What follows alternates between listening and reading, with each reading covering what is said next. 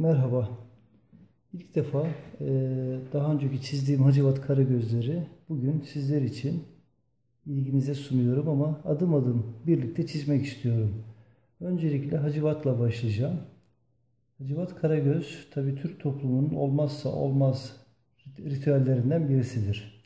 Şöyle başlıyoruz arkadaşlar. Hacivat'ın şapkasıyla, evet, şöyle parantezler gibi adeta. Bu birinci adımımız. İkinci adımımız yine bir tane daha içinde bir çizgi çekiyorum şu şekilde. Sonra şu hareketi de yapıyorum.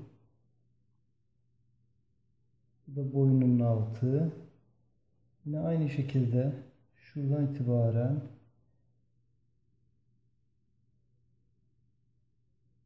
sarığının parçaları. Evet. Şöyle yine o sarığının parçalarını çiziyorum. Biraz karışık gibi ama adım adım ilerlerseniz sizler de daha iyisini çizebilirsiniz.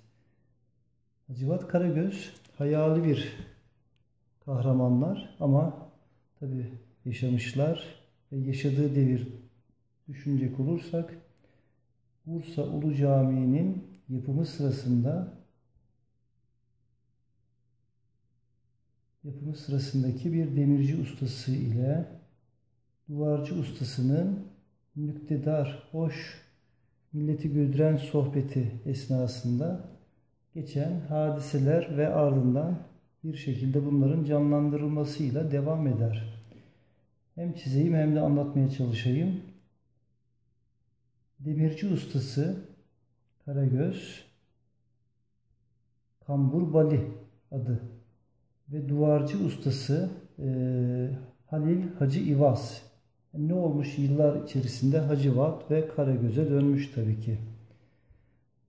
Ulu Cami inşaatı sırasında sürekli bunlar birbirine takılıp nüktedir bir şekilde arkadaşlarını güldürerek hem onları eğlendiriyor hem de kendileri eğleniyor aslında. Çünkü güzel bir muhabbetleri var anladığım kadarıyla.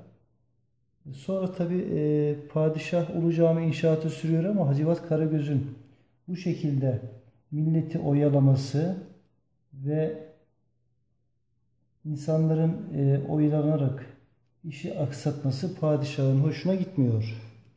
Hoşuna gitmediği için onlara bir ceza veriyor. Bir rivayete göre diyor ki Hacivat işten ayırıyor. Karagöz'ü ise aynı şekilde Karagöz'ü ne yazık ki rivayete göre idam cezası veriyor. Karagöz'e idam cezası veriyor.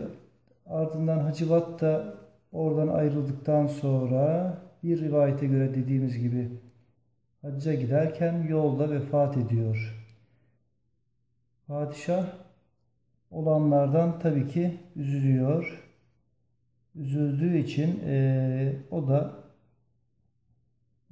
onu teselli etmek isteyen Şeyh Küşteri adında bir zat padişahın yanına huzuruna gidiyor ve Hacivat Karagöz'ü canlandırmak istiyor. Canlandırmak için beyaz sarığını çıkartıyor.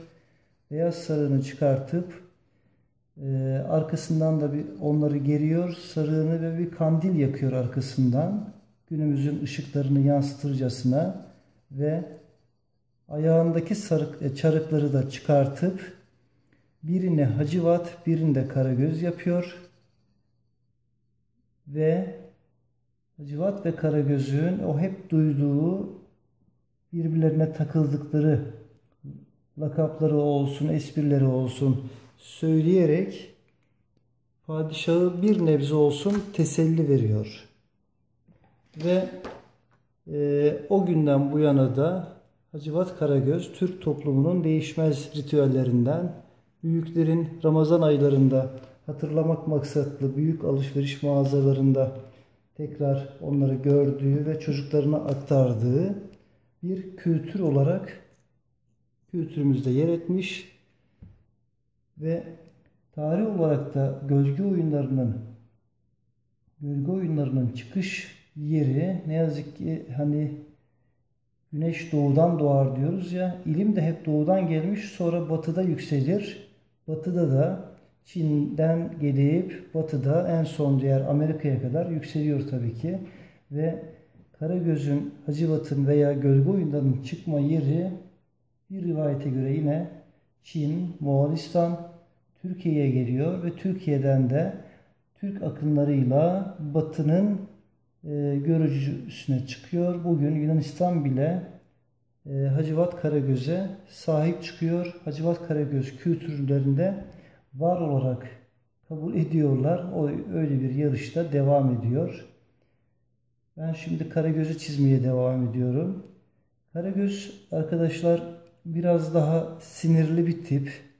Tabi az okumuş. Hacivat biraz daha bilgili.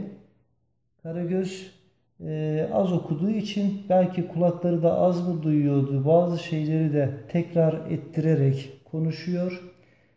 Hani sağır duymaz, uydurur, yakıştırır derler ya. Karagöz'de sanki biraz o var. Hacivat da hem bilgi sahibi olmak istiyor hem de Karagöz'le bir şekilde eğleniyorlar ama tabii çevresi eğleniyor. O da ayrı bir şey. Hacivat hep güler yüzlü. Karagöz biraz daha asık suratlı çizmeye özen gösteriyorum ama tabii ki Karagöz'ün de gördüğü şeyler mutlaka vardır ama tipleme olarak genellikle Hacivat nüktedardır, Karagöz sinirli ama ilginçtir. Çizimlerde en çok Karagöz tiplemesinin de tuttuğu da ilginç. Demek ki Türk halkı gülmeyi, komik olanları seviyor. Karagöz de bu tiplemeye en uygun tiplerden birisi. Ben şöyle bu kısaca bilgiden sonra boyamama devam ediyorum. Bundan sonra sizi müzikle baş başa bırakıyorum. Teşekkür ederim.